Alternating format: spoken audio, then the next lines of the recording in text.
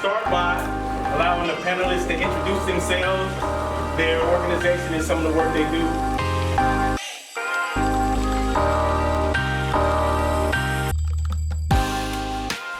We wonder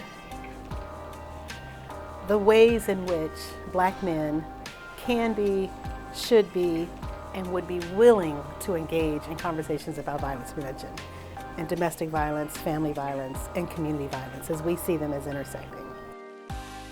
My partner or teammate, Rain, and I initially started to talk about how do we bring about conversations where Black men will come together to talk about violence.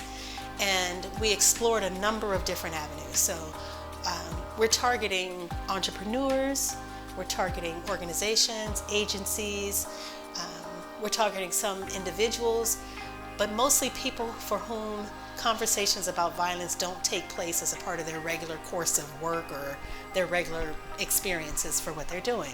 So how do we engage those people in conversations, which really means we're expanding the community's voice.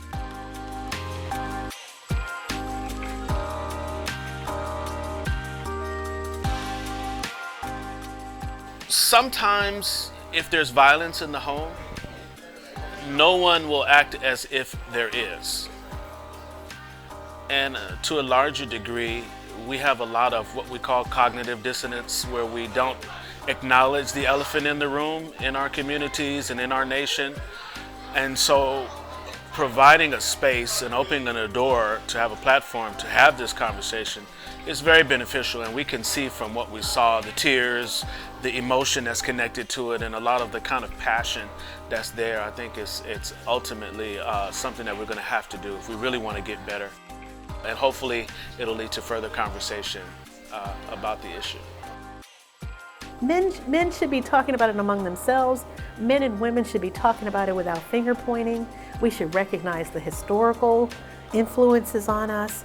We should begin thinking about what can we do if our society doesn't change at all. I mean, that's the kind of work I'm also very much interested in. Because you're like, systems change, we need systems change. If the system doesn't budge an inch, what can we do to address the challenges that we have in our families and in our community?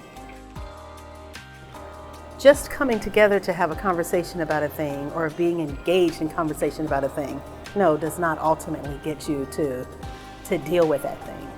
However, dealing with it, I think almost certainly does not come without having some type of conversation about what it is, where it comes from, what impact it's having, and what solutions can be developed to address it.